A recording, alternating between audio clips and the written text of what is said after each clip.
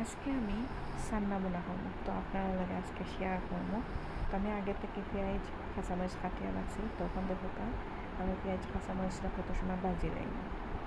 তো বাজার পরে আমি একটু রসুন দিব, একটু আদা দিব, দিয়া এখন আদা রসুন দিয়া কত সময় লাড়িয়ে লাড়িয়া এখন আমি একটু টমেটো দিব। তো দেখুন যেন সান্না বোনার মাঝে টমেটো দিলে ভালো লাগে, মজা লাগে।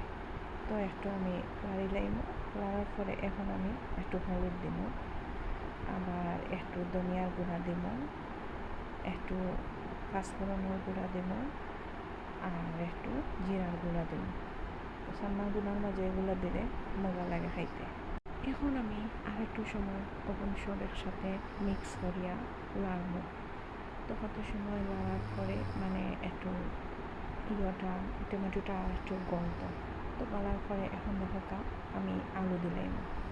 এখন আলু চটকাই আগে থেকে আলু সিদ্ধ দিয়ে রাখছিলাম, এখন আলুটা চটকাইয়া আমি আলুটা দিলাম আর দিয়া দেওয়ার পরে এখন আমি দেখো এখন আমি কত সময় আলু দিয়া আরও কত সময় লাগাব যাতে মশলাটা আলুর ভিতরে হামায়।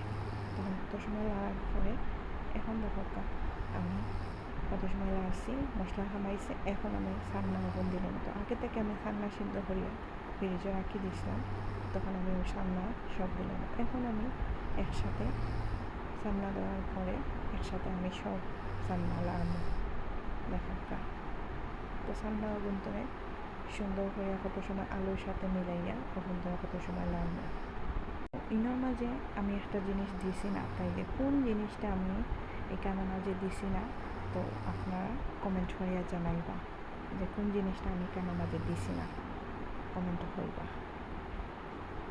এখন দেখো আমি একটু পানি দিলাম যাতে কিন্তু একটু সফট হইতো, মানে সান্নাটা একটু আর একটু হইতো করিয়া।